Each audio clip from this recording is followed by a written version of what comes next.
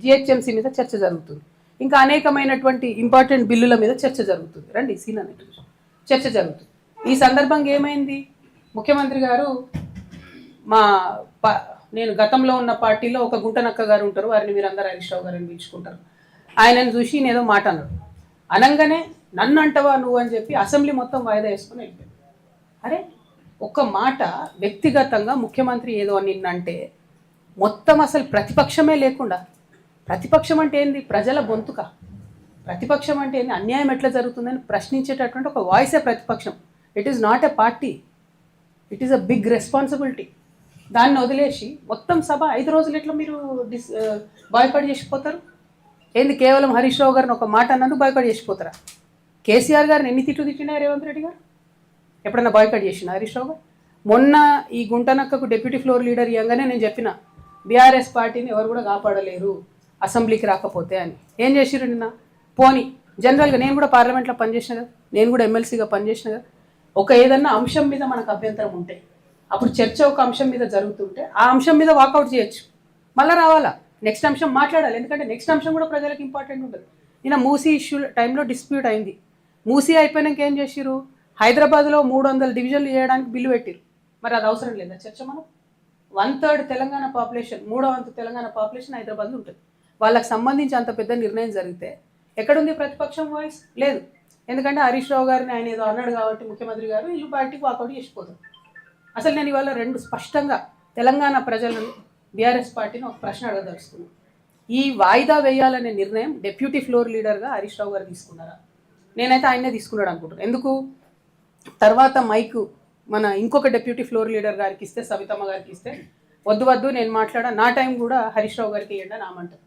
తర్వాత ఇంకో deputy floor leader Srinivas Yadav గారికి ఇస్తే, వద్దు నేను మాట్లాడా, నా టైం కూడా ఆయనకే ఇవ్వండి అంటారు. అంటే అందరు డిప్యూటీ ఫ్లోర్ లీడర్ గారికి ఈ యొక్క ఫ్లోర్ లీడర్కే టైం ఇవ్వండి అని అడిగితే వాళ్ళు ఇవ్వమన్నారు. సరే, కాంగ్రెస్ తొండి చేసింది అన్నది పక్కన పెడితే బీఆర్ఎస్ ఇష్యూ ఆలోచిస్తే ఈ నిర్ణయం హరీష్ రావు గారు తీసుకుంటే డెఫినెట్గా కేవలం బీఆర్ఎస్ పార్టీలో ఇవాళ మొత్తం హరీష్ రావు గారే ఆయన ఒక గుంపు తయారు చేసుకుంటున్నారని క్లారిటీగా అర్థమైంది. 2, ఒకవేళ ఆయన నిర్ణయం కాదనుకుందాం, కేసీఆర్ గారో పైనుంచి పార్టీ నుంచి వర్కింగ్ ప్రెసిడెంట్ గారో చెప్పారు అనుకుందాం. నేను మాత్రం చెప్తా ఉన్నా, ఒకవేళ అట్లా అయింటే, నిర్ణయం పైనుండి వచ్చింటే డెఫినెట్గా ఇది శ్రేయస్కరమైనటువంటి పద్ధతి కాదు. ఏదైతే కృష్ణా వాటర్ మీద పెద్ద పెద్ద సభలు పెట్టాలనుకుంటున్నారో చట్టసభలో చెప్పే అవకాశం వచ్చింది, చరిత్రలో నిలిచిపోయేటటువంటి మాటలు చెప్పే అవకాశం వచ్చింది, రికార్డ్స్ ఫ్యూచర్ జనరేషన్ చూసుకునే అవకాశం వచ్చింది. అది కాదని ఆ ఇష్యూ బయట మాట్లాడతామంటే ఇది కరెక్ట్ కాదు, శాంక్టిటీ అంతకన్నా కాదు. కాకపోతే గుంటనక్క గారి వ్యవహారం చూస్తే నాకేమనిపించింది అంటే ఈ తోక కుక్క నొప్పే పరిస్థితి వచ్చిందనిపించింది నాకు. ఇక అది ఎవరేమనుకున్నా ప్రజలు ఎట్లా అర్థం చేసుకుంటారో నాకు తెలియదు. కానీ ఎందుకంటున్నా అంటే ఒక్క మాట అంటే మొత్తం సభ వాయిదా వేసుకుని 5 రోజులు కూడా ఎంత అన్యాయం ఇది. అసలు సభ పెట్టింది ఎవరి కోసం? నేను మొత్తం కాంగ్రెస్ పార్టీ ఇష్టం వచ్చినని చెప్తుంది అబద్ధాలు. 100 తప్పులు నేను రేవంత్ రెడ్డి గారు మాట్లాడిందని వీళ్ళు అక్కడ ఉండుంటే చెప్తారు కదా. అంటే అల్టిమేట్గా ప్రజలకు నిజం తెలియాలి. ప్రతిపక్షం అధికార పక్షం సంవాదంలో అది తెలుస్తలేదు. కాబట్టి నేను బీఆర్ఎస్ పార్టీకి హరీష్ రావు గారికి ఇలా ఏదో పవర్ పాయింట్ ప్రజెంటేషన్ ఇస్తాడట కదా, నేను 2 సూటి ప్రశ్నలు అడుగుతాను. మీరు ఆ 2 ప్రశ్నలకు జవాబు చెప్పి తర్వాత మీరు పవర్ పాయింట్ ప్రజెంటేషన్ ఏంటి ఏమని ఇవ్వండి. ఒకటి స్పష్టంగా అడుగుతా ఉన్నాను నేను, కృష్ణా వాటర్ రివర్ మేనేజ్మెంట్ బోర్డులో తెలంగాణ తరఫున 2016లో హరీష్ రావు గారు ఇరిగేషన్ మంత్రిగా ఉన్నప్పుడు మన పంపకాలలో, కృష్ణా నది పంపకాలలో 3% శాతాన్ని తగ్గిస్తూ ఒప్పుకుంటూ ఆయన సంతకాలు పెట్టి, మామూలుగా ఆంధ్ర తెలంగాణ విడిపోయినప్పుడు ఏమైందంటే మనకు తెలంగాణకు 37%, ఆంధ్రాకు 63% కృష్ణా వాటర్ పంపకాలు జరగాలని ఒప్పందం అయింది. అది దేనికోసమైంది ఒప్పందం? ఇది జాగ్రత్తగా వినాలి అందరూ కూడా. అప్పటికే కట్టి ఉన్న ప్రాజెక్టుల మీద, ఆల్రెడీ యూటిలైజ్ అవుతున్నటువంటి వాటర్ మీద, యాజ్ ఈజ్ వేర్ ఈజ్ అనే కండిషన్ మీద 37% తెలంగాణకు, 63% ఆంధ్రాకు నీటి పంపకాలు జరగాలని ఒప్పందం అయింది. తర్వాత హరీష్ రావు గారే ఇరిగేషన్ మంత్రి, మరి ఆయన అప్పుడు కాళేశ్వరరావు అని పిలిపించుకున్నాడు. ఆయనకు నీళ్ళ గురించి నాకే మొత్తం తెలుసు అని చెప్తాడు. కాబట్టి దాన్ని ఏం చేసిండు హరీష్ రావు గారు 2016లో 3% కృష్ణానదిలో నీళ్లు తగ్గిస్తూ 34% తెలంగాణకు, 66% ఆంధ్రాకు అని చెప్పి ఒప్పందం మీద సంతకం పెట్టి, అది కరెక్టా కాదా హరీష్ రావు గారు? మీరు జవాబు చెప్పాలి. నా విఘ్నతకే వదిలేస్తున్నావు అంటే మాత్రం తెలంగాణ ప్రజలు కూడా వారి విఘ్నతను ప్రదర్శిస్తారు. అట్లా కాదు, ఇది కరెక్టా కాదా? ఇది ప్రజెంటేషన్లో మీరు ఆన్సర్ చెప్పి ప్రజెంటేషన్ ఇచ్చుకోండి. రెండవది, అసలు జూరాల సోర్స్ పాయింట్ తీసి మీరు శ్రీశైలంకి ఎందుకు మార్చారు? మార్చడానికి కలిగినటువంటి సాంకేతిక కారణం ఏంది? ఆనాడు కేసీఆర్ గారు కూడా ప్రజెంటేషన్ ఇచ్చినప్పుడు పాకాల జూరాలో ఒక లింక్ పెడతామని ఇంకోటి అని చాలా చెప్పారు. అవన్నీ జరగలేదు. 100 అనుకుంటాం, 100 కావు. పాలిటిక్స్లో అయినా ప్రభుత్వంలో అయినా ఇంట్లో అయినా అది మాకు కూడా తెలుసు. కానీ అల్టిమేట్గా ఇప్పుడు జరిగింది ఏంది, జూరాల నుండి శ్రీశైలంకి సోర్స్ పాయింట్ మారింది. ఎందుకోసం మారింది? నేను అలిగేషన్ చేస్తా ఉన్నా, కేవలం హరీష్ రావు గారి ధనదాహం కోసం మారింది. ఎక్కడైతే స్టార్టింగ్లో ఎల్లూరు అనేటటువంటి పంప్ హౌస్ ఉంటుందో ఆ pump house open pump house ఉండే, దాన్ని నేను అండర్ గ్రౌండ్ పంప్ హౌస్ చేయడంతో 1400 కోట్లకు ఎస్టిమేట్ పెరిగింది. దాంతో నష్టం ఏమైంది? ఆ పంప్ హౌస్ కింద ఉంటుంది, దాంట్లో ఒకటి వాటర్ పంపింగ్ కెపాసిటీ తగ్గింది, ఇంకోటి శ్రీశైలం డ్యామ్లోంచి మనం తక్కువ లెవెల్లో తీసుకోవాల్సినటువంటి వాటర్ 30 మీటర్ల ఎత్తుకు పెరిగింది. అంటే నిండుంటేనే తప్ప తీసుకోవడానికి ఉండదు, కింద లెవెల్లో తీసుకోవడానికి లేదు, అట్లా నష్టం. ఇంకోటి పంపింగ్ కెపాసిటీ నష్టం. మూడవది అండర్ గ్రౌండ్ చేయడంతో అది వచ్చి కల్వకుర్తిలో ఉన్నటువంటి మోటార్లను కొడితే కల్వకుర్తి లిఫ్ట్ ఇరిగేషన్ ఇప్పటికి కూడా కేవలం 3 మోటార్లతోనే పనిచేస్తుంది.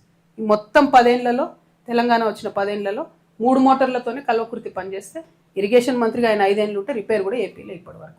సో ఎందుకోసం ఈ మాట చెప్తా ఉన్నా అంటే ఈ 2 ప్రశ్నలకు సమాధానం చెప్పి హరీష్ రావు గారు పవర్ పాయింట్ ప్రజెంటేషన్ పెట్టుకుంటారో ఏం పెట్టుకొని, కాకపోతే ఇది అసెంబ్లీలో చెప్పే అవకాశాన్ని వదిలిపెట్టి వచ్చి కూర్చొని పార్టీ ఆఫీస్లో చెప్పడం అన్నది మాత్రం కేవలం ప్రజల్ని మభ్యపెట్టడం ఇది కరెక్ట్ కాదు. సరే, ఇది పక్కన పెడితే సూర్యాపేట ఇష్యూస్కి వస్తే బిఎన్ రెడ్డి గారి పేరు ఎక్కడన్నా ఒక మంచి ప్రాజెక్టు పెట్టాలనే డిమాండ్ జిల్లా మొత్తం కూడా మాకు కనిపించింది. అయితే కీర్తిశేషులు దామోదర్ రెడ్డి గారి పేరుని ఎస్ఆర్ఎస్పీకి పెట్టినారు కాబట్టి బిఎన్ రెడ్డి గారి పేరు కూడా మరి కలెక్టరేట్కి పెడతారా, లేకపోతే ఇంకోటి ఏదన్నా మంచి ప్రామాణికమైనటువంటి ప్రదేశానికి పెట్టాలని చెప్పి నేను డిమాండ్ చేస్తూ ఉన్నాను జాగృతి తరఫున. మల్లు స్వరాజ్యం గారి కాంస్య విగ్రహాన్ని సూర్యాపేట పట్టణంలో నిలుపుకోవాలని అందరూ కూడా ఆశపడుతూ ఉన్నారు. అది ప్రభుత్వ ఖర్చుతోనే అధికారికంగా చేస్తే ఆవిడకు మర్యాద ఉంటుంది అనేటటువంటి విషయాన్ని నేను తెలియజేస్తూ ఉన్నాను.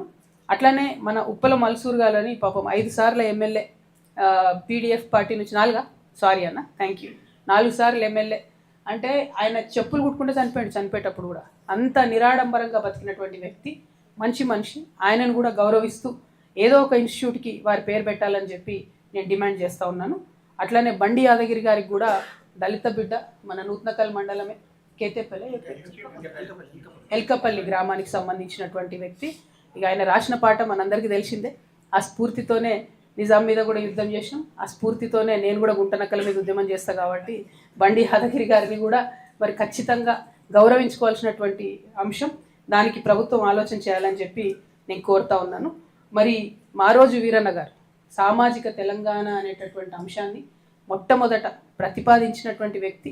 తెలంగాణ సమాజం అంతా కూడా పునరేకీకరణ ఎట్లా జరగాలి, ఏ విధంగా కులాలు మతాలకు మధ్యలో ఒక మంచి అండర్స్టాండింగ్ రావాలి, తద్వారా తెలంగాణ సమాజంలో అందరికీ కూడా అవకాశాలు రావాలని ప్రతిపాదించినటువంటి విప్లవ వీరుడు మారోజు వీరన్న గారిని మరి వారి కొత్తగూడెం కరివిరాల గ్రామానికి వెళ్ళి నిన్న అక్కడ వారిని గౌరవించుకొని రావడం జరిగింది.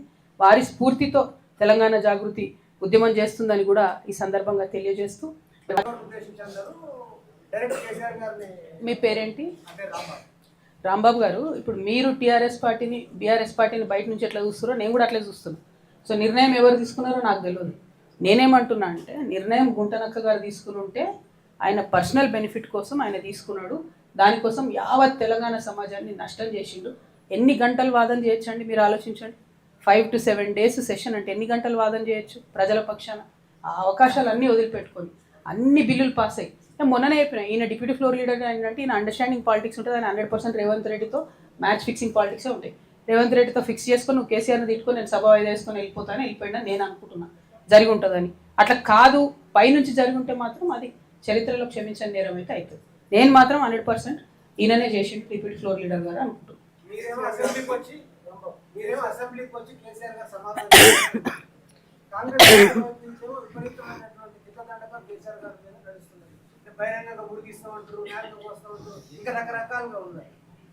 చూడండి రాంబాబు గారు, కేసీఆర్ గారిని కసబ్తో పోలిస్తే నేను ఒకదాన్నే రియాక్ట్ అయినా. బీఆర్ఎస్ పార్టీలో ఎవరైనా మాట్లాడారు ఇప్పుడు? నేను ఇప్పుడు కూడా చెప్తున్నా మళ్ళా, కేసీఆర్ గారిని ఉరిదీయాలని రేవంత్ రెడ్డి గారు అంటే, రేవంత్ రెడ్డి గారు రైట్ నౌ కృష్ణా జలాల్లో చేస్తున్నటువంటి అన్యాయానికి రేవంత్ రెడ్డి గారిని 2 సార్లు ఉరిదీయాలి, ఒకసారి కాదు. ఎందుకంటే ఆయన అసలు మాట్లాడతలేడు కృష్ణా గురించి. పక్కనే కాంగ్రెస్ గవర్నమెంట్ కదా కర్ణాటకలో. నీకు ఆల్మట్టి హైట్ పెంచితే 100 TMCలు నీళ్ళు వాడు ఆపుకున్నకి ఏమొస్తుంది నా కృష్ణ మనకు? తుంగభద్ర లాక్కున్నాక ఏమొస్తుంది? ఆయన ఆ జిల్లా గురించి కూడా ఆలోచన చేస్తలేడు కదా. నేనేమంటున్నా, ఇప్పుడు ఒక నాయకుడిని క్రిటిసైజ్ చేయడం చాలా ఈజీ అబ్బా. కాకపోతే కేసీఆర్ గారి కాంట్రిబ్యూషన్ ఈ స్టేట్ తేవడంలో ఎంత ఉందనేది మనందరికీ తెలుసు. ఆయన లేకపోతే స్టేటే లేదు. ఎంత మాట పడితే అంత మాట ఎందుకు అనాలి ఆయనను? అనకుండా టెక్నికల్గా ఎంతన్నా మాట్లాడుకుంటే బాగుంటుంది నేను కోరుకున్నాను. అంటే యాజ్ ఎ ఉమెన్ పాలిటిక్స్ డిగ్నిఫైడ్గా ఉండాలని కోరుకునే వ్యక్తిగా అట్లా మాట్లాడడం కరెక్ట్ కాదు. కేసీఆర్ గారిని కసబ్తో రేవంత్ రెడ్డి గారు పోల్చిందంటే మరి అది దేశద్రోహమే కదా 100%. నేను ఒకదాన్ని మాట్లాడు, బీఆర్ఎస్ నుంచి ఎవరైనా మాట్లాడిరాను? మీకు ఏమైనా వచ్చిందా క్లారిటీ? ఎవరు మాట్లాడలేదు, ఎందుకంటే వాళ్ళలో ఎవరి ఎజెండాలు వాళ్ళకు ఉంటాయి. అందుకే నేను ఇలా బయట ఉన్నా, వాళ్ళు లోపల ఉన్నారు, అది పరిస్థితి. మేడం కేసీఆర్ గారు రాజీనామా చేసి